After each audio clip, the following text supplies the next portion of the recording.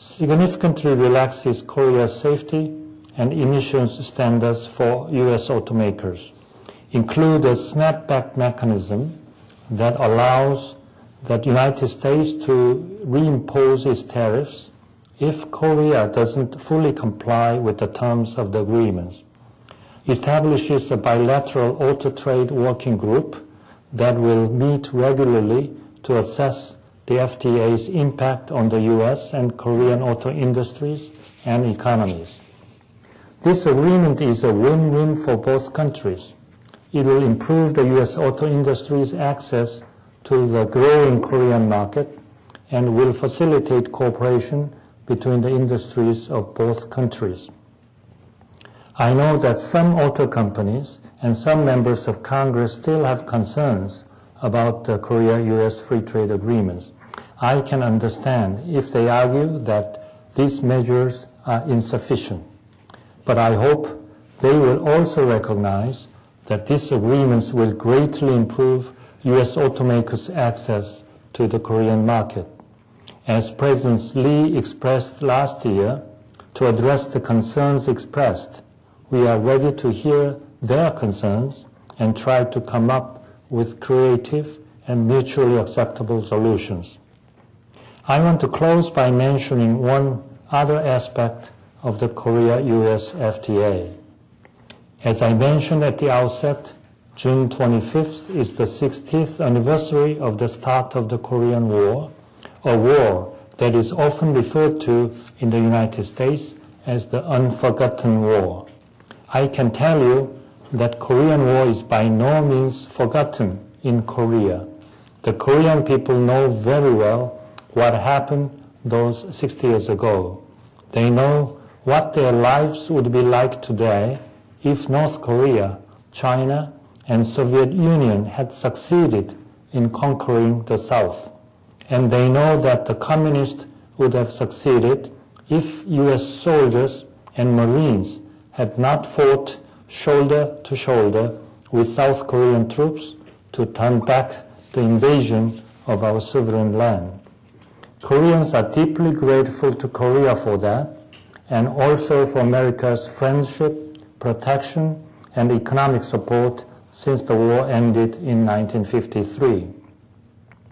Now that Korea is a leading emerging country and an OECD member, it may not need America's financial support anymore, but the strategic and political alliance is still important to us.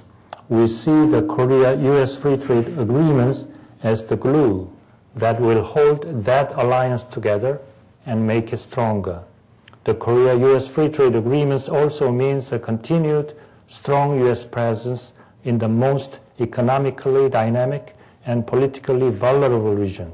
In this sense, it is indeed a winning strategy for the U.S. I want to thank you all for understanding the benefits of free trade and for supporting the Korea-U.S. FTA. I encourage you to be confident about the benefits of Korea-U.S. free trade agreements. That real commitments and understanding will help enhance the prosperity of our two very strong alliance countries. Thank you very much for your listening.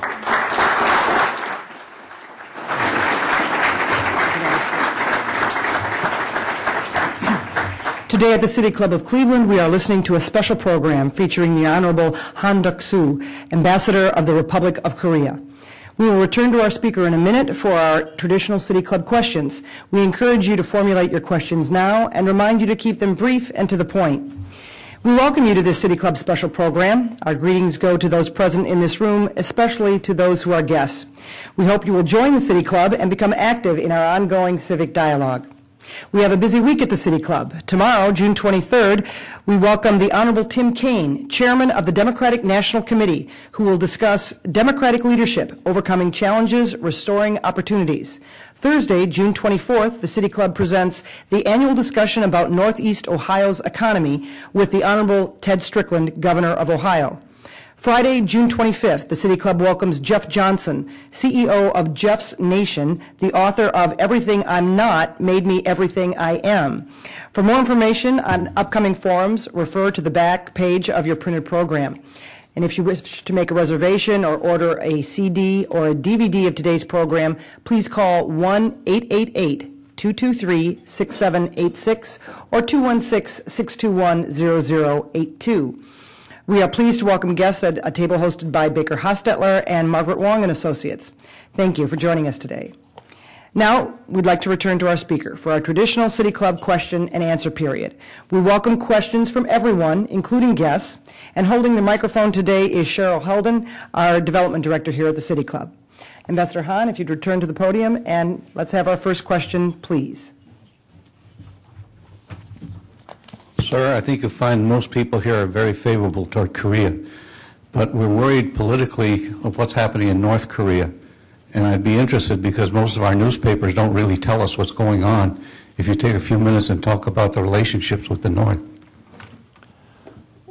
Well, in North Korea, we had about 10 years of very active engagements toward North, on the presumption and expectation that with that improvements of the relations will induce North Korea to give up their nuclear ambitions and will go toward reforms and market opening so that people can be more prosperous than now. But we believe that our policies were not always correct. North Korea quite recently actually attacked our military vessels with their torpedoes, and the international community are in the process of condemning North Korea. But in the medium and long run, we want North Korea to open its economy, and that's the only way from our experiences in Asia that openness and good governance will lead to the prosperity of the people. But in that sense, currently in North Korea, I think the situation is not very much desirable. We believe that they are in some kind of processes of succession, and their economy is very bad, especially from the impacts of their currency reform last December, and the inflation is very high, and the shortage of foods and other materials are very severe. So they are in a very bad situation, and we are worrying that bad situations might cause them to be more provocative toward outside. So, as I just mentioned briefly in my address, Korea has a very strong military alliance relationships with the United States, and we are diversifying that alliance relationships in various areas, in economics, in civic, and in other areas. So this Korea-U.S. Free Trade Agreement is another form of economic alliance between United States and Korea. So we will stand firm against North Korea's provocations, but at the same time, we would like to work with North Korea if they can give up their nuclear ambitions so that they can have better economy and better engagements from the international community. But recent situations makes us somewhat frustrated in making active efforts toward that medium and long-term desirable directions.